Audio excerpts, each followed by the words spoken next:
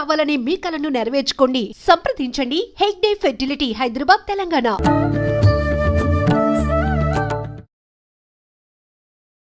నమస్కారం, welcome to I dream. ధర్మ మార్గం విత్ విజిత కార్యక్రమానికి స్వాగతం.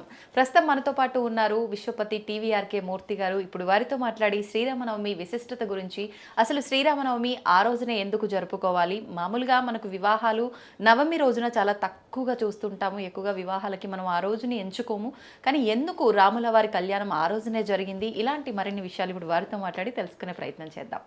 నమస్తే అండి. నమస్కారం తల్లి. అయితే శ్రీరామనవమి మనకు కొద్ది రోజుల్లో రాబోతోంది. రాముడిని మనం ఆదర్శంగా, రాముడు సీతల్ని మనము అందరము కూడా ఆదర్శంగా తీసుకోవాలి అని చెప్పి అంటారు. ధర్మము అనగానే రామో విగ్రహం ధర్మ పోలుస్తూ ఉంటారు. అయితే ఆయన గురించి ఎంత మాట్లాడుకున్నా తక్కువే. ప్రత్యేకించి శ్రీరామనవమి రోజున పట్టాభిషేకం, కళ్యాణము, రకరకాల మహోత్సవాలు ఆ రోజున చేస్తూ ఉంటారు. ఆ రోజునే జరిపించడానికి కారణం ఏమైనా ఉందా? అవును, అసలు రామనామంలోనే ఎంత ఎంత వైభవం ఉంటుందో అన్నమాట. అసలు ఎంత పుణ్యం అంటే మనకి ఒక్కసారి రామ అని పిలిస్తేట ఎన్నో జన్మల్లో చేసుకున్న పాపాలన్నీ నశిస్తాయి మనకి. ఒక్కసారి రామనామం జపించటంతోనే ఎన్నో జన్మల పాపాలు నశిస్తాయని చెప్తుంటారు. అండ్ అంతకంటే మధురమైన నామం ఇంకోటి లేదు, రామనామం కంటే మధురమైనది లేదు అంటాడు కదా. కీర్తనలో ఒకటి ఉంటుంది కదా, అంటే పాలు మిగిరేలా కన్నా పంచదార చిలకల కన్నా ఓ రామ నీ నామం ఎంతో రుచిరా, ఎంతో రుచి, ఎంతో రుచి, ఎంతో రుచి. సో ఎంత రుచికరమైన రామనామం అంటే మనకి ఆ రామనామంలో ఉన్న రుచి సామాన్యమైనది కాదనమాట. అసలు ఎంతో కాలం నుంచి మన వారందరికీ, మన భారతీయులందరికీ, అంతేకాకుండా ముఖ్యంగా మన ఆంధ్రప్రదేశ్, తెలంగాణ, మన తెలుగు వారందరికీ కూడా రాముడు ఎంతో ఆరాధ్య దైవం. అండ్ మా రాముడు అని చెప్పుకుంటాం. అసలు రామాలయం లేని ఒక కాలం దాకా ఊరు కానీ, అంతేకాదు అది చెప్తాం కదా అందరం, రామాలయం లేని ఊరు ఉండదు. అలాగే ఏదో విధంగా రాముడి పేరు లేని కుటుంబాలు కూడా ఉండవు. అవునా? మొన్నమనేటి దాకా, ఇప్పుడంటే మోడర్న్ టైమ్స్ వచ్చి రకరకాల పేర్లు పెట్టేస్తున్నారు, కానీ మొన్నమనేటి దాకా రామారావు, రామచంద్రరావు, రామిరెడ్డి, రామకిషన్, రామకృష్ణారావు, ఇంతే కదా. స్వామి వారికి సంబంధించి కానీ రాముల వారికి అంతే, రాముల వారికి సంబంధించిన వారు ఉన్న కుటుంబంలో మీ అన్నో, బాబాయో, అన్నో, తమ్ముడో ఎవరో వాళ్ళకి ఈ పేర్లలో రాముడి పేరు ఏదో ఒకటి. ఇప్పుడు రఘురామని, రఘురామారావు, రఘోత్తమ, ఇట్లా ఏదో విధంగా రాముల వారికి సంబంధించింది. రాముడు అనేవాడు అందరి మనవాడు అనమాట. రాముడు అంటే మనవాడు అంతే. ఎందుకంటే మనం చూస్తుంటాం ఎంత ప్రాణంగా మనకి. అసలు ఎందుకు ఎవరినైనా జంట ముచ్చటగా ఉంటే సీతారాములాగా ఎంత ముచ్చటగా ఉన్నారంటాం వాళ్ళని మనం కదా. అలాగే ఎవరైనా చక్కగా ఉంటే సీతలాగా చక్కగా ఉంది పిల్ల అంటాం. సీతారాములు అనేవారు మనతో అంత మమేకం అయిపోయాం మనం అందరం. మన జీవితాల్లో అంతగా రాముడు, మన రాముడు అన్నట్టు అయిపోయేవాడు. నేను ఈ పుస్తకాలు చాలా రాశాను కదా, వెంకటేశ్వరోత్కల్పము, అమ్మవారి మీద, శివుడి మీద ఇలా రాసినప్పుడు మొట్టమొదట్లో రాసింది నేను వెంకటేశ్వరోత్కల్పం. రాసిన తర్వాత అది చాలా ప్రాచుర్యంలోకి వెళుతున్నప్పుడు అప్పుడప్పుడు నాకు కొంతమంది ఫోన్ చేసి, అంటే ఒక్కొక్కరి నమ్మకాలు ఒక్కొక్కటి కదా. ఒకరికేమో శివుడు అంటే పంచ ప్రాణాలు, ఒకరికి హనుమంతుడు అంటే ప్రాణం, ఒకరికి అమ్మవారు అంటే ప్రాణం, ఒకరికి నరసింహస్వామి అంటే ప్రాణం, ఒకరికి సుబ్రహ్మణ్య స్వామి అంటే ప్రాణం, ఇలా రకరకాలుగా ఉంటాయి కదా. సో ఈ వెంకటేశ్వర వ్రతకల్పం ప్రాచుర్యంలో బాగా వెళ్ళిపోతుంటే ఊళ్ళ నుంచి నాకు అప్పుడప్పుడు కొంతమంది ఫోన్ చేసి అంటుండేవారు, స్వామి వెంకటేశ్వర వ్రతకల్పం రాశారు, చాలా బాగుంది, కొంచెం నాకు చాలా శివుడు అంటే చాలా ఇష్టం, మీరు శివుడి మీద ఎప్పుడు రాస్తారు అని అనేవారు. అలాగే కొంతమంది ఎవరన్నా ఫోన్ చేసి సుబ్రహ్మణ్య స్వామి మీద ఎప్పుడు రాస్తారు, నాకు చాలా ఇష్టం అండి, నేను ఎప్పుడు సుబ్రహ్మణ్య స్వామి గుళ్ళన్నీ వెళ్తుంటానంటారు. ఇంకొక ఆయన నాకు ఫోన్ చేసి నాకు హనుమంతుడు అంటే చాలా ఇష్టం, హనుమంతుడి మీద ఎప్పుడు రాస్తారని ఇంకోళ్ళారు. ఇంకొక ఆవిడేమో నాకు అమ్మవారు చాలా ప్రాణం, మాకు నేను ఎప్పుడూ లలిత సహస్రనామాలు చదువుతాను, అసలు అమ్మ అంటే నాకు ఇంకా పంచ ప్రాణాలు, అమ్మవారి మీద ఎప్పుడన్నా రాయండి ఒకటి వ్రతం అని ఉంటేవాళ్ళు. ఇలా అడుగుతుండేవాళ్ళ. విచిత్రంగా ఇలాగే ఉంటుండగా వరంగల్ నుంచి ఒకసారి ఒక ఆయన నాకు ఫోన్ చేసి, మీ పుస్తకాలన్నీ చాలా బాగున్నాయండి, మా రాముడి మీద ఎప్పుడు రాస్తారు మీరు అన్నాడు. రాముడు వారి దగ్గర ఆ? వీళ్ళందరూ మిగతా వాళ్ళందరూ నాకు సుబ్రహ్మణ్య స్వామి ఇష్టం, సుబ్రహ్మణ్య స్వామి ఇప్పుడు రాస్తారు, శివుడు అంటే ఇష్టం, శివుడు ఇలా అన్నారే కానీ రాములు వారి మీద అడిగిన వాళ్ళందరూ నన్ను ఏమన్నా తెలుసా, ఏమంటే మీ పుస్తకాలు చాలా బాగున్నాయి, మా రాముల మీద పెట్టి రాస్తారు మీరు, రాముడు మా రాముడు అయ్యాడు. ఇప్పటికీ నేను మర్చిపోలేను అండి. ఒక ఆలయంలో అర్చకులు అనమాట, మా రాముల వారి మీద ఎప్పుడు రాస్తారండి అనేవాడు ఆయన. అలాగా అంత ఓన్ చేసుకుంటాం మనం రాముడు. అసలు ఎందుకు ఏదైనా కష్టం కడితే అయ్యో రామా అనే వస్తుంది నోట్లోంచి గబుక్కుని, అంతే కదా.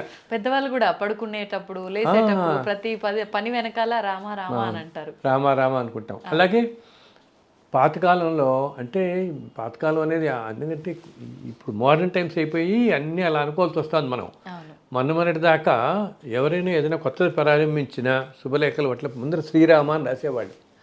శ్రీరామ అని రాసి కానీ మొదలుపెట్టేవాళ్ళు కాదు. ఏంటి ఉద్యోగాలే కాదు, ఈ బిజినెస్లు వ్యాపారాలు చేసుకునే వాళ్ళందరూ పైన శ్రీరామ. అసలు అంతే. ఇంకా ఆశ్చర్యం ఏంటి తెలుసా, పాతకాలంలో ఉత్తరాలు రాసే వాళ్ళందరూ కూడా పైన శ్రీరామ అని రాసేవాళ్ళు. పోస్ట్ కార్డ్స్లో పైన శ్రీరామ అని రాసేవాళ్ళు. ఇంకా విచిత్రంగా ఆ రోజుల్లో కొంతమంది అంటే రాములు వారు రాస్తున్నట్టు భావన అనమాట, శ్రీరామ వ్రాలు అని కూడా ఉండేది. ఈ చూస్తున్న వాళ్ళందరూ ఈ ప్రోగ్రామ్ మన వాళ్ళకి తెలుస్తుంది, అప్పుడు జనరేషన్ వాళ్ళు పైన శ్రీరామ వ్రాలు అని రాసేవాళ్ళు. శ్రీరామ్ అనేది చాలా మందికి ఇప్పటికీ కూడా అలవాటు. నేను చూస్తుంటాను, ఏదైనా శుభలేఖలు, ఏదైనా పత్రికలు, ఏదైనా కొత్త కొత్త మొదలు పెడుతున్నా మొట్టమొదటిగా శ్రీరామ అని రాస్తారు. ఎందుకంటే రామనామం తలుచుకుంటే అంత జయప్రదంగా సాగుతుంది అని మనకి నమ్మకం అన్నమాట. రాముని తలుచుకుంటే చాలు జయప్రదంగా సాగుతుంది మనకని. సో అంతటి మహోన్నతమైనటువంటిది. అందుట్లో రాముడు ఏంటి తల్లి, సాక్షాత్తు శ్రీమన్నారాయణుడే వచ్చి మానవ రూపంలో మనందరి మధ్య తిరిగి అతి సామాన్యమైన మానవులాగా అన్ని కష్టాలు పడి జీవన విధానం సాగించిన వాడు శ్రీరాముడు. మనందరి మధ్య మనతో పాటే ఉండి మనలాగా కష్టాలు పడే రామచంద్రుడు అయినా ఎంతో ధర్మమూర్తిలాగా ఉండి, అందుకని మనం అంటే రామ విగ్రహం ధర్మ. రాములు వారంటే అలా ధర్మస్వరూపం. ధర్మస్వరూపం అంటే భగవత్ స్వరూపం అన్నమాట. సో అంతటి సాక్షాత్తు శ్రీమన్నారాయణుడే రామచంద్రమూర్తిగా ఈ భూమి మీద వెలిసింది. ఒకానొక సంవత్సరంలో చైత్ర శుద్ధ నవమి నాడు పునర్వసు నక్షత్రంలో మధ్యాహ్నం 12 గంటలకి అభిజిత్ లగ్నంలో జన్మించారు స్వామి. సో భగవంతుడు అవతరించటం కదా, అది సాక్షాత్తు శ్రీమన్నారాయణుడే మనకి అవతరించటం అంటే ప్రపంచం మొత్తానికి ఎంతో శుభం. అంటే ఎంతో కళ్యాణం అంటాం. కళ్యాణం అంటే కళ్యాణం అనేది వివాహం అనే అర్థమే కాకుండా శుభప్రదం అని కూడా వస్తుంది. ఎంతో కళ్యాణమయం అంటాం, అంటే ఎంతో శుభప్రదంగా. సో భగవంతుడు ఈ భూమి మీద అవతరించడం అనేది ఎంతో కళ్యాణం, సమస్త విశ్వానికి కళ్యాణకరం అన్నమాట. అందుకని ఆయన జన్మదినం రోజున మనం సీతారాముల కళ్యాణాన్ని అంత వైభోగం చేసుకుంటాం. జన్మదినం ఆయన వచ్చిన రోజున మనకి భూమి మీదకి వచ్చి మనందరినీ కాపాడడానికి, రక్షించడానికి వచ్చిన రోజున కాబట్టి ఆ స్వామి అవతరించడమే ఈ సమస్త విశ్వానికి కళ్యాణకరం. అందుకని ఆ రోజు మనం ఆ ముహూర్తంలో సీతారాముల కళ్యాణాన్ని వైభవంగా ప్రపంచమంతా ఎంతోమంది ఎన్నో ఆలయాల్లో చేస్తారు. మనకి ఎప్పుడో తరతరాలుగా ఆనవాయితీగా భద్రాచలంలో ఎంతో వైభవంగా మనకి ఏప్రిల్ నెలలో శ్రీరామనవమి వస్తూ ఉంటుంది. ఇప్పుడు నవరాత్రులు వస్తాయి కదా, ఉత్సవాలు మనకి ఉగాది నుంచి. ఆ నవరాత్రుల్లో నవమి రోజు మనకి 9వ రోజు ఎంతో వైభవంగా శ్రీరామనవమి మనం సీతారామ కళ్యాణం జరుపుకుంటాం మనం అన్నమాట. అవును అవును.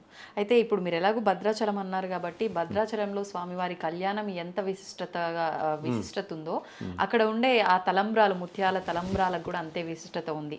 ఇంకొకటి ముఖ్యంగా మనకు తలంబ్రాలు అనేసరికి అందరం కూడా పసుపు రంగు గుర్తొస్తుంది, కానీ భద్రాచలంలో ఎరుపు రంగు అక్షతలన్నీ కూడా అక్కడ తలంబ్రాలు.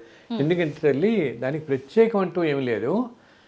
ఆ తలంబ్రాలు ఏంటంటే దాంట్లో వాళ్ళు పన్నీరు కూడా కలుపుతారనమాట. ఇది ఎప్పటి నుంచో కూడా ఇప్పుడు భద్రాచలం ఇదంతా కూడా గోల్కొండ నవాబు కింద ఉండేది కదా. సో ఆ రోజుల్లో కళ్యాణం అప్పుడు ఈ దాంతో మామూలు మన తలంబ్రాలతో పసుపుతో మనం చూసిన తలంబ్రాలలో వాళ్ళకి ఆ పన్నీరు కలపడం కూడా సాంప్రదాయకంగా వచ్చింది. ఆ రోజుల నుంచి అదే కొనసాగుతోంది. అందుకని ఎర్రగా ఉంటాయన్నమాట. ఓకే. ఇంకోటి విశేషం రాముల వారిది సీతారాముల వాళ్ళది ఎంత మంగళప్రదం, ఆ కళ్యాణం అనేది ఎంత విశిష్టం అని అంటే ఆల్మోస్ట్ నిన్న మొన్నటి దాకా ఇప్పటికీ కూడా చాలా కుటుంబాలలో మన శుభలేఖలో మొట్టమొదటిది శ్లోకం వేస్తారు. జానక్య కమలాంజలి పుటే అని ఒక శ్లోకం ఉంటుంది. శ్రీరామ వైవాహిక అని చెప్పి పూర్తవుతుంది ఆ శ్లోకం. ఆ శ్లోకంలో అర్థం ఏంటంటే అమ్మవారి చేతిలో తీసుకున్న తలంబ్రాలు ఉన్నాయి కదా, చేతిలో తీసుకున్న తలంబ్రాల్లో అమ్మవారి చేతులు మహాలక్ష్మి చేతులు ఎర్రగా ఉంటాయట. ఈ ఎర్రగా ఉన్న అమ్మవారి చేతుల్లో వస్తున్నటువంటి ఆ తలంబ్రాలు స్వామివారి మీద అలా పోస్తుంటే స్వామి ఏమిటి ఎంతో తెల్లగా మెరిసిపోతూ ఉంటాడు. అసలు ఆ ముత్యాలతో కలిపి వేస్తారు కదా, తెల్లటి ముత్యాలు ఆయన మీద పడగానే నీలంగు సంతరించుకుంటాయి ఆ ముత్యాలే. అవి అంత అలా రంగులు మారుతూ ముందు నీకు ఎర్రగా కనపడతాయి ఆ ముత్యాలన్నీ. స్వామి తల మీద అలా ధారగా కారుతున్నప్పుడు తెల్లగా కనపడతాయి. ఆ ధార శరీరం మించి ఇలా జారుతుంది కదా, ఆయన జారుతున్నప్పుడు ఆ నీలపు వర్ణం దీని మీద రిఫ్లెక్ట్ అయ్యి ఈ ముత్యాలన్నీ నీలంగా కనపడతాయి. సో ఆ శ్లోకం అర్థం ఇదే అన్నమాట. ఆ శ్లోకం ఉంటే ఎంతో వైభవంగా మంగళప్రదంగా ఉంటుంది వధూవరులకి అని ప్రతి శుభలేఖలోనూ పైన ఇది రాసేవాళ్ళు. ప్రతి శుభలేఖలోనూ మన ఇప్పటికీ చాలా కుటుంబాల్లో మొట్టమొదటి మనం చూస్తే అదే ఉంటుంది. జానక్య కమలాంజలి పుట్టే అంటూ 4 చరణాలతో వస్తుందన్నమాట. ఆ శ్లోకం రాస్తాం మనం. దానికి అర్థం ఇది. అమ్మవారి చేతిలో నుంచి వచ్చిన ముత్యాలు ఎర్రటిగా కనపడుతున్న ముత్యాలు రాముల వారి మీద పడుతున్నప్పుడు తెల్లగా, తర్వాత ఆయన శరీరం కాంతి అంతా నీలం కాంతి కదా, నీలంగా మెరిసిపోతూ ఉంటాయి అని.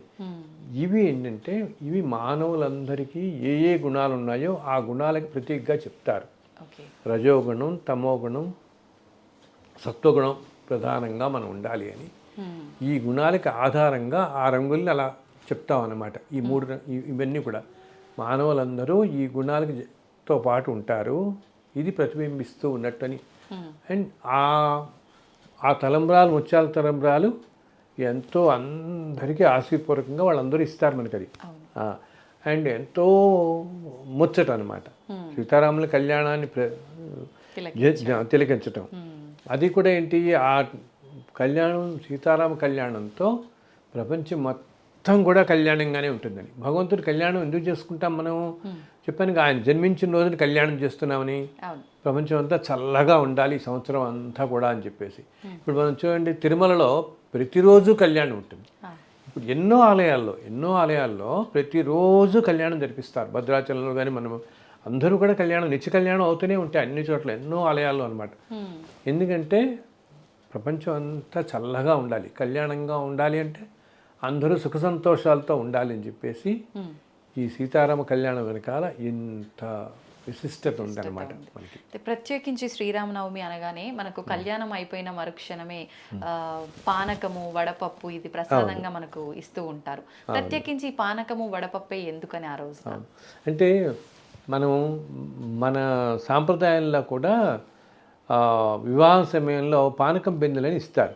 వచ్చిన అదేంటి వివాహానికి తరలి వచ్చిన వాళ్ళందరికీ కూడా ఇస్తారు. అవతల పెళ్లి వారికి, అతిథులందరికీ ఇస్తున్నారు, మగ పెళ్లి వారికి ఇస్తారు. సో ఇది ఎండాకాలం కదా, సో ఈ ఎండాకాలంలో వాళ్ళు ఎంతో వస్తారని చెప్పి, పాపం కష్టపడి వచ్చారు అని చెప్పి చల్లగా ఉండడానికి, శరీరానికి చల్లటిదనం కలగడం కోసం వాళ్ళకి ఈ పానీయం యాక్చువల్గా నిజం చెప్పాలంటే మొట్టమొదటి రోజుల్లో ఇది తేనెతో చేసేవాడు, తేనె నీరు ఇచ్చేవారు. సో అది ఆ తర్వాత కాలంలో బెల్లం పానకంగా మనకు వచ్చింది. నీళ్ళలో బెల్లం కలిపి దాంతోపాటు కొంచెం శరీరానికి బెల్లం ఎక్కువ తీసుకుంటే పైత్యకరం అని పైత్యం చేయకుండా ఉండడం కోసం కొంచెం మిరియాలును యాలకులు కూడా వేస్తున్నారు కొన్ని చోట్ల, అది కూడా వేయటం జరుగుతుంది. మరి వడపప్పు ఎందుకని? పెసరపప్పు నీటిలో నానబెట్టి వడపప్పు అని చేసుకుంటాం కదా, అది మామూలుగా మనం ఎప్పుడు కూడా మనం నీటిలో నానబెడితే అట్లాను. ఆ రోజు వడపప్పుని ఎందుకంటామంటే దీన్ని స్వీకరించటం వల్ల అంత ఎండల్లో మనకి వడదెబ్బ తగలకుండా ఉండడం కోసం అని తిట. ఆ మధ్య ఒకరు ఎవరో పెద్ద ఆయన నాకు చెప్పారు ఇది. నేను ఇలాగ అడిగితే ఆయన చెప్తారు, ఆయన శ్రీరామనవమికి మీరు ఎప్పుడన్నా చూడండి భద్రాచలం పెడితే ఎంత వేడి ఉంటుందంటే ఏప్రిల్లో వస్తుంది కదా, ఇప్పటికి ఇంకా పీక్ సమ్మర్లో ఉంటాం అన్నమాట. సో వచ్చిన అతిథులు అందరూ వడదెబ్బ తగలకుండా ఈ వడపప్పు, ఈ పానకం, సో ఇది విశిష్టంగా ఇప్పుడు ఒక్కొక్క ఆలయాల్లో ఒక్కొక్క మన తిరుమల అనగానే లడ్డు వెంటనే మనకి గుర్తొచ్చేది కదా, లడ్డు ప్రసాదం వడ ప్రసాదం గుర్తు. సో భద్రాచలం అనగానే సీతారామ కళ్యాణం, వడపప్పు, పానకం, తలంబ్రాలు, ముత్యాల తలంబ్రాలు, పానకం, ఇవి గుర్తొస్తాయి. ఈ విశిష్టత ఇదేనమాట. ఓకే. అయితే ఎలాగూ మనం శ్రీరాముడి టాపికే మాట్లాడుకుంటున్నాం కాబట్టి నాకు ఒక చిన్న డౌట్. అంటే సీతారాములు ఇద్దరిని ఆదర్శంగా తీసుకోవాలి భార్యాభర్తలు ఇద్దరు కూడా అని అంటారు కదా. అయితే కొంతమంది అంటారు ఎందుకు ఆదర్శంగా తీసుకోవాలి అంటే పెళ్లి చేసుకున్న తర్వాత వనవాసం అని చెప్పి అడవులకు తీసుకెళ్ళటము అంటే కష్టాల పాలు చేసినట్టు, అక్కడికి వెళ్ళైనా కలిసి ఉన్నారా అని అంటే అలా కూడా కాదు, మళ్ళీ వాళ్ళిద్దరి మధ్య ఎడబాటు, మళ్ళీ ఆఖరణ సరే సీతమ్మ వారు వచ్చిన తర్వాత అయినా ఆమెని అక్కును చేర్చుకున్నారా అంటే అక్కడ కూడా మళ్ళీ అగ్ని ప్రవేశం అని చెప్పి రకరకాలుగా, అంటే ఏ రకంగా ఆదర్శంగా తీసుకోవాలి అని దానికి అంటే ఏ రకంగా అంటే ఇది మనం ఇప్పుడు ఇంత అరగంటలో చెప్పలేని తల్లి, మొత్తం రామాయణం గురించి చెప్పాల్సి వస్తుంది. ఇది చెప్పాలంటే ఎందుకు సీతారాములు ఆదర్శం అయ్యారు ఆ జంట ప్రపంచానికి ఈ రోజునంటే, రాముడి వెంట సీత అలా నడిచింది ఇంకేం మాట్లాడకుండా. అవునా, ఆయన రాముడు తెల్లవారితే పూర్తి పట్టాభిషేకం అయ్యి మహాచక్రవర్తి అవ్వాల్సిన వాడు వెంటనే అడవులకి వెళ్ళిపోయాడు కదా. సీతమ్మ వారు కూడా అది కూడా ఏమిటి అన్ని ఆభరణాలు తీసి నారస్తు చీరలు ధరించి ఆయనతో పాటు మన్నాళ్ళు వనవాసానికి వెళ్ళింది కదా.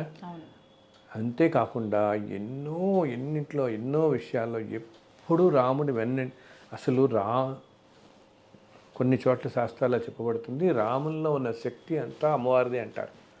సీతాదేవిదే శక్తి, సీతమ్మవారిదే శక్తి అని. అంత శక్తి స్వరూపం అన్నమాట అమ్మవారు వచ్చింది. సో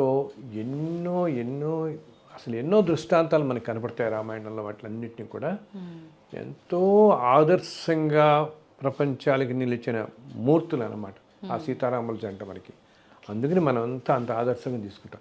ఇంకా వివరంగా చాలా ఉన్నాయి రామాయణంలో మనం చూసుకుంటే, చెప్పుకుంటూ వెళితే ఎన్నెన్నో సంఘటనలు కనిపిస్తాయి మనకి. అన్నీ కూడా విశిష్టత, ఎందుకు అంత విశిష్టత, అన్యోన్య దాంపత్యం, కష్టాలు పడ్డారు ఎంతో అంటే సామాన్య మానవులు లాగానే భరించారు, ఆ కష్టాలన్నీ చూశారు, అన్నీ పడ్డారు. మళ్ళీ అదేంటి భూమి మీదకి ఒక కార్యార్థమై ఒక ప్రత్యేక కార్యం కోసం అవతరించిన మూర్తులు కాబట్టి ఇద్దరు వాళ్ళు. కానీ భూమి మీద ఉంటున్నప్పుడు ఇప్పుడు శ్రీకృష్ణుడు ఉన్నాడు, శ్రీకృష్ణుడు ఎన్ని కష్టాలు పడ్డాడు, ఎన్ని అవమానాలు పడ్డాడు. సాక్షాత్తు శ్రీమన్నారాయణుడే కృష్ణుడిగా అవతరించినా కూడా అలాగే ఆయన ఉన్న కాలంలో ఆయనని భగవంతుడే అని తెలుసుకున్న వాళ్ళు అందరు లేరు కదా. ఇప్పుడు రాములు ఉన్న కాలంలో కూడా రాముడు భగవంతుడే అని అందరూ ఇప్పుడు రాముడే ఒప్పుకోడు కదా. ముందు ఎంతోమంది భగవంతుడని కాదు సామాన్య మానవుడిలాగానే చూసేవారు కదా. అలా కానీ మనందరి కోసం నిలబడి లోక కళ్యాణం కోసం అవతరించిన మూర్తులు ఆ భగవంతుడు అనమాట. సో ఆ సీతారాములు అన్యోన్యత అనేది మనకి ఎప్పటి నుంచో వస్తున్నది, దానికి ఎంతో విశిష్టత ఉంది. అందుకని సీతారాముల్లాగా చల్లగా ఉండండి అని అంటాం, సీతారాముల్లాగా జంట ఉంది అని అంటాం. మీరు అన్నది కరెక్ట్ అయినా దానికి ఈ వెనకాల వాళ్ళ అన్యోన్య దాంపత్యానికి ఆ విశిష్టతకి ఎన్నో దివ్యమైన ఏమంటామంటే ఎన్నో సూక్ష్మ రహస్యమైనటువంటి విశేషాలు చాలా ఉన్నాయి దాంట్లో. ఆ రామాయణం మొత్తంలో చాలా చోట్ల ఉన్నాయి, చాలా అది మనకి గబుక్కుని అర్థం కావాలన్నమాట చెప్తే. సంతోషం అండి, చాలా మంచి విషయాలు తెలియజేశారు. శ్రీరామనవమి విశిష్టత గురించి, ముఖ్యంగా తలంబ్రాల యొక్క ఆ చిన్న రహస్యాన్ని కూడా తెలియజేశారు. ధన్యవాదాలు. చాలా చాలా సంతోషం తల్లి. సీతారామచంద్రుల వారి గురించి ఇలా మాట్లాడుకోవటం కాసేపు ఎంతో సంతోషం అనిపించింది.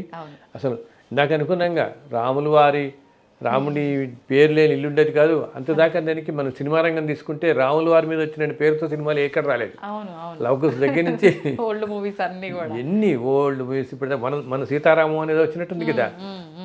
ఆ రోజుల నుంచి లవకుశ నుంచి సంపూర్ణ రామాయణం కానీ ఎన్ని సీతారామాంజనేయ యుద్ధం అని వచ్చింది, ఎన్ని రకాలు ఎన్ని సినిమాలు వచ్చాయో రాముడి పేరుతో.